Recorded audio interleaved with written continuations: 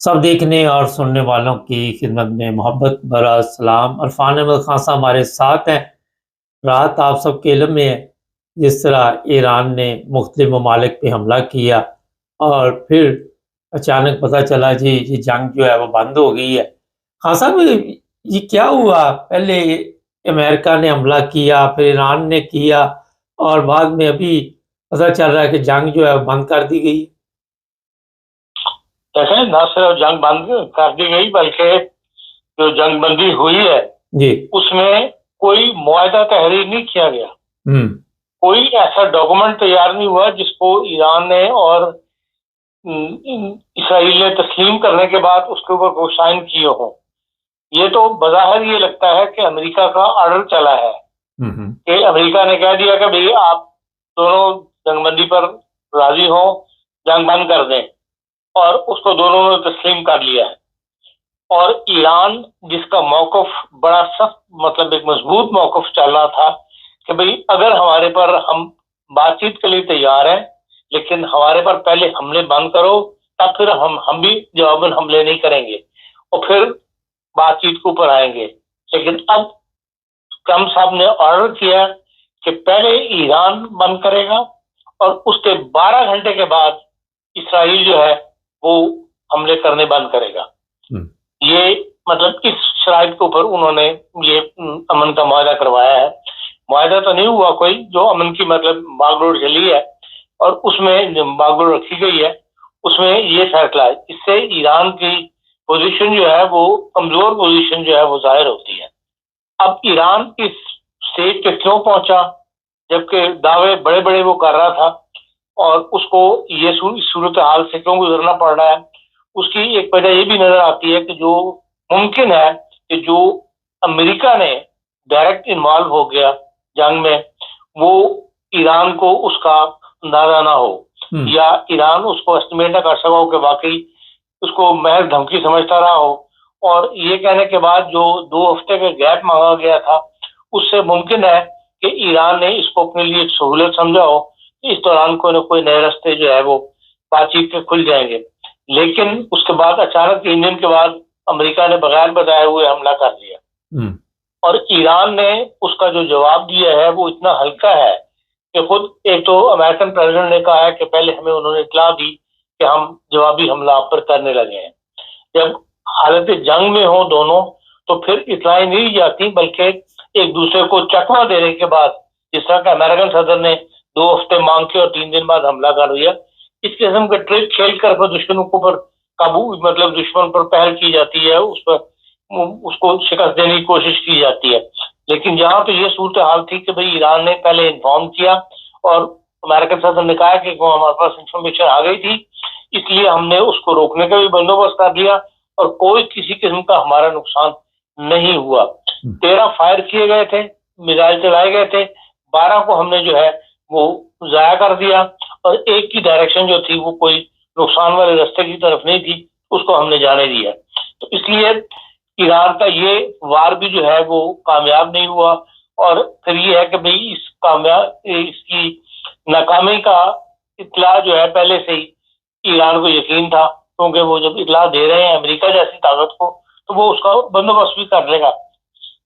اب اس صورتحال سے ایران 2 وجہ سے 2 چار ہو سکتے ہیں، جو میں سمجھتا ہوں۔ ایک تو یہ ہے کہ بھئی اس کو پوزیشن، اس کی دفاعی پوزیشن جو کمزور ہو گئی تھی، اسے وہ جو اس نے حملے کیے اس سے اس کو وہ ریزلٹس نہیں مل سکے جو وہ حاصل کرنا چاہتا تھا، جبکہ امریکہ اپنی فوجی قیادت بھی اور اپنے سائنسدان بھی ٹاپ کے جو ہے وہ اس نے مروا لیے، اور جو ایٹمی تنصیبات اس کے پاس موجود تھی ان کو بھی تباہی سے 2 چار کروا لیا۔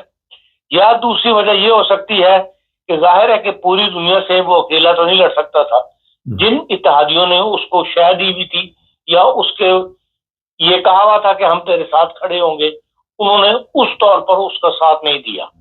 جب عرب ملک بھی اس کا ساتھ نہیں دے رہے تھے بلکہ اسرائیل کو اپنی سپیس دے رہے تھے، امریکہ کو اپنی سپیس دے رہے تھے، اور 2 ملک جن کے ساتھ امریکہ اس حملوں کے بعد ایران نے مشورہ کیا ہے، وہ ایک تو روس ہے جہاں وہاں سے وزیر خارجہ تشریف لے گئے، اور دوسرا بھارت ہے جس کے ساتھ ایران نے مشورہ کیا ہے، اور بھارت نے بھی اس کو یہی مشورہ دیا ہے کہ بھائی جنگ بندی کی طرف آپ آ جائیں، اب لڑائی کی طرف آگے نہ بڑھیں۔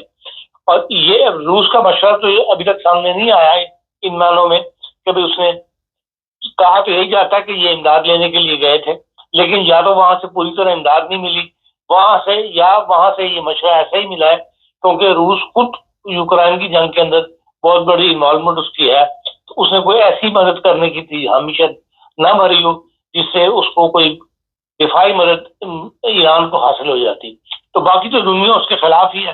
یورپی یونین پہلے دن سے شور پر ڈال رہا ہے کہ بھی آپ گفت و شنید کی طرف آئیں، ٹیبل ٹاک کی طرف آئیں اور اس مسئلے کا سیاسی حل تلاش کریں۔ اس لیے اب ایران کو جو نقصان اٹھانا پڑا اس کے بعد اس کو شاید مزید نقصان اٹھانے کی سکت اس میں نہیں تھی، اسی لیے اس نے اگر اس موقع پر ایک جنگ بندی ہو جاتی، ایک معاہدہ طے پا جاتا، تو پھر تو آپ کہہ سکتے تھے کہ ہاں بھی ہم نے دنیا کے پریشر کے تحت، دنیا کے پریشر کو تسلیم کرتے ہوئے ایک جنگ بندی کی طرف گئے۔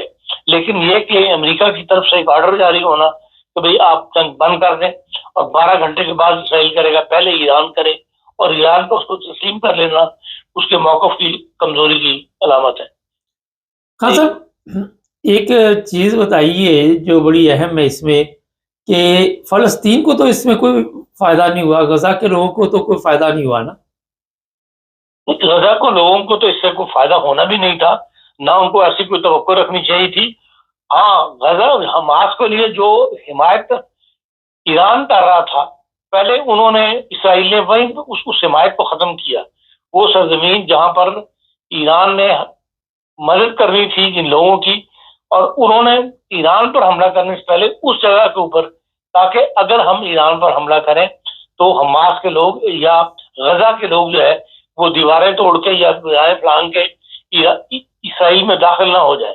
اس لیے وہاں پہ انہوں نے ہزارہ افراد کو، 60,000 کے قریب افراد کہا جاتا ہے جو زخمی مطلب ہلاک کی ہے، اور جو زخمیوں ولد ہے وہاں انہوں نے بالکل جسے کہنا چاہیے سطح زمین سے لگا دیا، اور اس کے بعد پھر انہوں نے ایران کی طرف حملہ کیا۔ تو ان بیچاروں کو تو کوئی ایسی توقع نہیں تھی کہ بھائی اس توقع قابل چھوڑے نہیں تھا۔ وہاں تو آپ دیکھ لیں کہ حالت یہ ہوئی ہے کہ دنیا روٹی کے لیے بھی، اپنا پیٹ بھرنے کے لیے بھی ایسی ویڈیو دکھائی جا رہی ہیں کہ بچے باقاعدہ مٹی کھا رہے ہیں۔ اس حال کو پہنچا دیا انہوں نے اس علاقے کو، فلسطین کی سرزمین کو، فلسطین کو، اور یہ سب مسلمانوں قوموں کے آنکھوں کے سامنے ہوا، جن کے بارے میں علامہ اقبال صاحب بڑے فخر کے ساتھ بیان کرتے رہے ہیں، اور قومیت کے درجے میں، مسلم قومیت کے درجے میں۔ لیکن آپ دیکھ لیں کہ جو کچھ ہو رہا ہے اس میں ہم کہاں کھڑے۔ ہاں صاحب، انڈیا کا جھنڈا جلایا گیا، پارلیمنٹ جو ایران کی کچھ پکچر سامنے آ رہی، ایک طرف تو انڈیا کے ساتھ مشورہ کیا گیا، دوسری طرف ان کے جھنڈے کو جلائے گئے۔ دیکھیں جھنڈے عوام جلاتے ہیں، حکومت تو نہیں جلاتی نا۔ ہر ملک کے اندر ایک دوسرے کے مخالف موجود ہوتے ہیں۔ ایران کی حکومت کے اندر بھی حکومت کے حامی بھی ہیں، ملا اعظم بھی چاہتے ہیں، لوگ اس کے مخالف بھی ہیں، لبرلزم کے لوگ بھی موجود ہیں۔ پاکستان میں بھی یہی صورتحال ہے۔ یہ تو کوئی معنی نہیں رکھتا، عوام کے ایک سوچ ہو، ایک طبقے کی سوچ ہوگی جنہوں نے جائے گا۔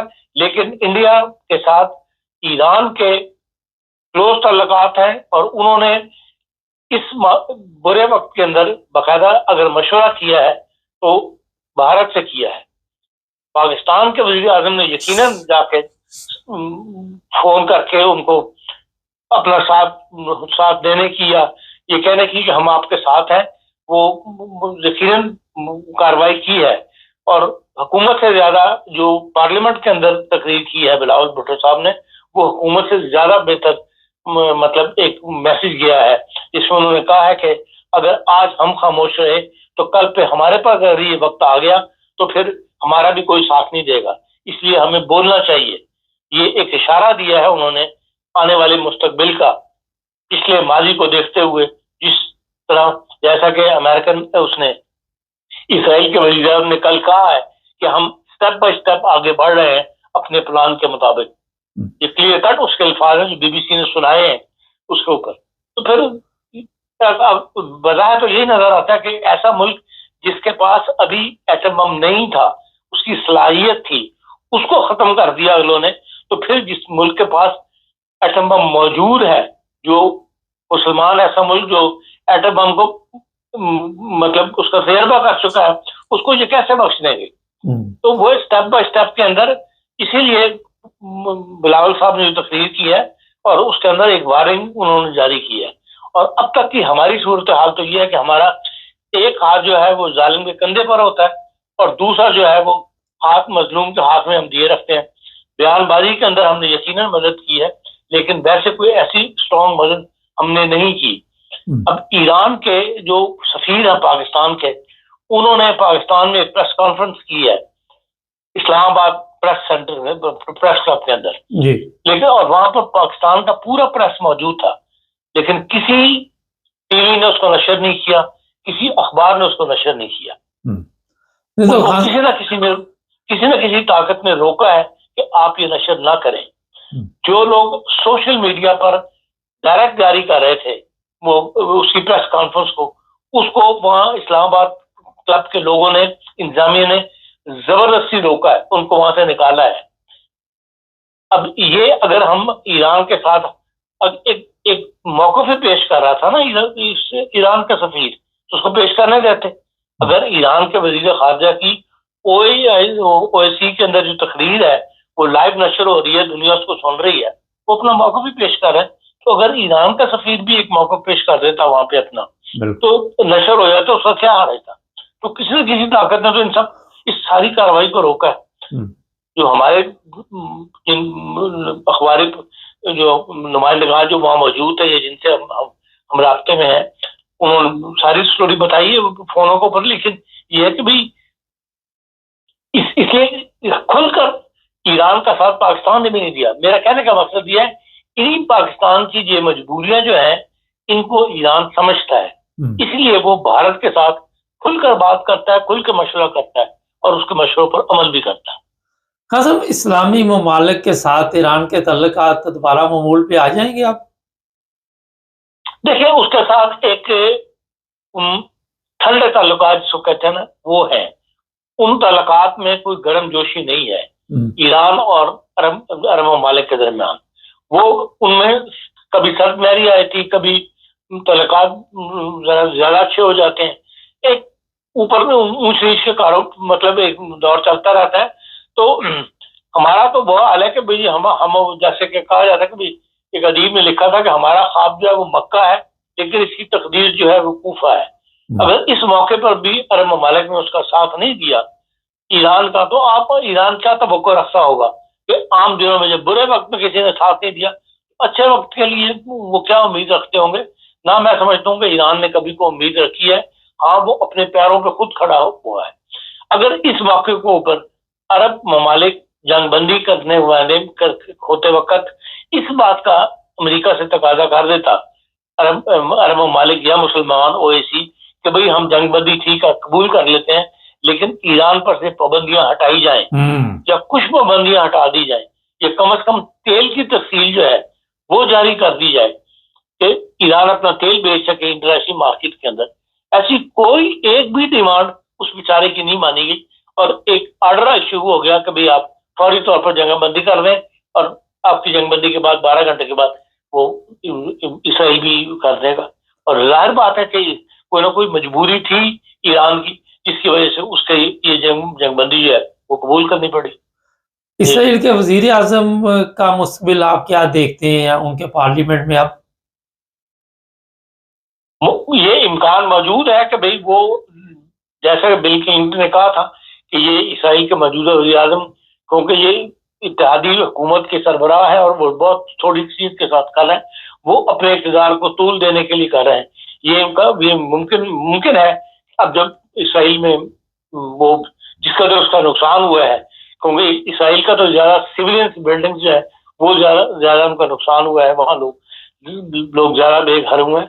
تو امکان ہے کہ بھئی اگر الیکشن ہو تو اسرائیل جو ہے وہ اسرائیل مطلب موجودہ وزیر اعظم جو ہے وہ ان کی پارٹی جو ہے وہ الیکشن ہار جائے.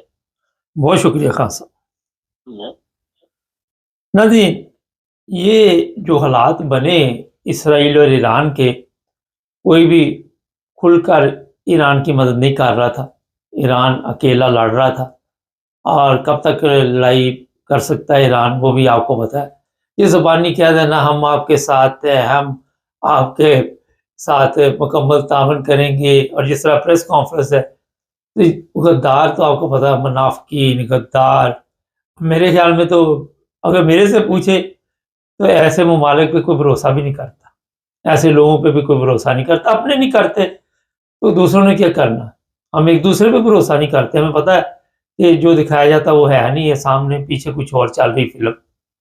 اپنے دل سے پوچھے، آپ کا ضمیر بتائے گا کہ مسلمان یا ہم پاکستانی ہیں تو کیا ہم کسی کے ساتھ مخلصانہ طریقے کے ساتھ چل سکتے ہیں؟ کبھی بھی نہیں چل سکتے۔ کوئی نہ کوئی لالچ ہوگا، کوئی نہ کوئی ایسی چیز ہوگی۔ مسلمانوں کی بربادی کا یہی ثواب ہے، بیڑا غرق بھی اسی لیے ہوگا۔ خان صاحب کی باتیں بالکل درست ہے۔ چینل کو سبسکرائب کریں، جڑے رہیں ہمارے ساتھ تاکہ اور بھی پروگرام دیکھتے رہیں۔